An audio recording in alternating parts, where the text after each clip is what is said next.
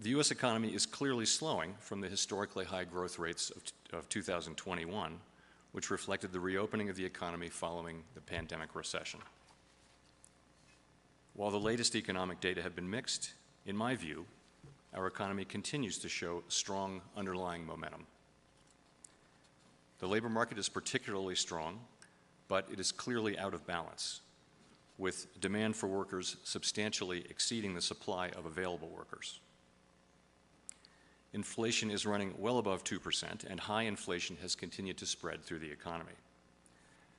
While the lower inflation readings for July are certainly welcome, a single month's improvement falls far short of what the committee will need to see before we are confident that inflation is moving down. So, we are moving our policy stance purposefully to a level that will be sufficiently restrictive to return inflation to 2%. At our most recent meeting in July, the FOMC raised the target range for the federal funds rate to 2.25% to 2.5%, which is in the summary of economic projections range of estimates of where the federal funds rate is projected to settle in the longer run. In current circumstances, with inflation running far above 2% and the labor market extremely tight, estimates of longer run neutral are not a place to pause or stop. July's increase in the target range was the second 75 basis point increase in as many meetings, and I said then that another unusually large increase could be appropriate at our next meeting. We are now about halfway through the intermeeting period. Our decision at the September meeting will depend on the totality of the incoming data and the evolving outlook. At some point, as the stance of monetary policy tightens further, it likely will become appropriate to slow the pace of increases. Restoring price stability will likely require maintaining a restrictive policy stance for some time. The historical record cautions strongly against prematurely loosening policy. Committee participants' most recent individual projections from the June SEP showed the median federal funds rate running slightly below 4% through the end of 2023. Participants will update their projections at the September meeting. Our monetary policy deliberations and decisions build on what we've learned about inflation dynamics, both from the high and volatile inflation of the 1970s and 1980s, and from the low and stable inflation of the last quarter century. And in particular, we're drawing on three important lessons that I'll highlight. The first lesson is that central banks can and should take responsibility for delivering low and stable inflation. It may seem strange now that central bankers and others once needed convincing on these two fronts.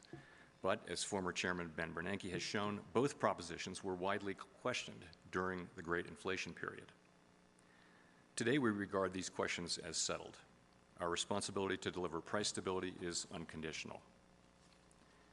It is true that the current high inflation is a global phenomenon, and that many economies around the world face inflation as high or higher than seen here in the United States. It's also true, in my view, that the current high inflation in the United States is the product of strong demand and constrained supply, and that the Fed's tools work principally on aggregate demand.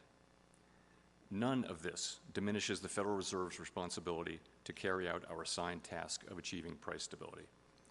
There is clearly a job to do in moderating demand to better align with supply. We are committed to doing that job. The second lesson is that the public's expectations about future inflation can play an important role in setting the path of inflation over time. Today, by many measures, longer-term inflation expectations appear to remain well anchored. That is broadly true of surveys of households, businesses, and forecasters, and of market-based measures as well.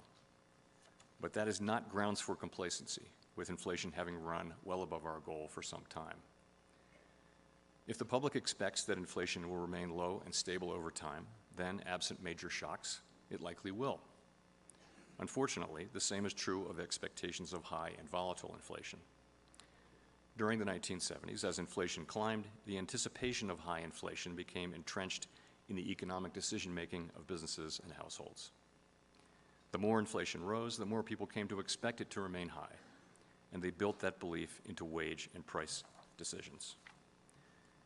As former Chairman Paul Volcker put it at the height of the Great Inflation in 1979, Inflation feeds in part on itself, so part of the job of returning to a more stable and more productive economy must be to break the grip of inflationary expectations. One useful insight into how actual inflation may affect expectations about its future path is based in the concept of rational inattention. When inflation is persistently high, households and businesses must pay close attention and incorporate inflation into their economic decisions.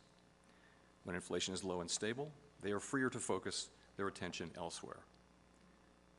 Former Chairman Alan Greenspan put it this way: for all practical purposes, price stability means that expected changes in the average price level are small enough and gradual enough that they do not materially enter business and household financial decisions.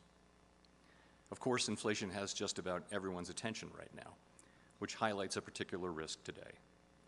The longer the current bout of high inflation continues, the greater the chance that expectations of higher inflation will become entrenched.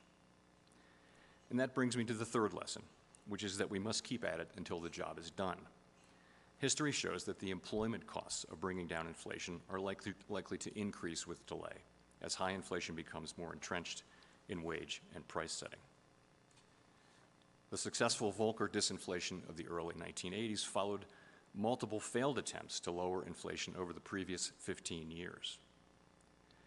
A lengthy period of very restrictive monetary policy was ultimately needed to stem high inflation and to start the process of getting inflation down to the low and stable levels that were the norm until the spring of last year. Our aim is to avoid that outcome by acting with resolve now. So, these lessons are guiding us as we use our tools to bring inflation down. We are taking forceful and rapid steps to moderate demand so that it comes into better alignment with supply and to keep inflation expectations anchored.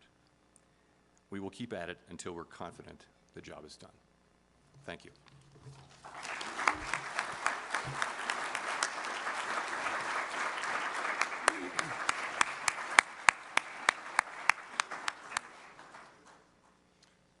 Thank you, Chairman Powell. Our first session of the day is reassessing economic constraints, maximum employment. We will hear first from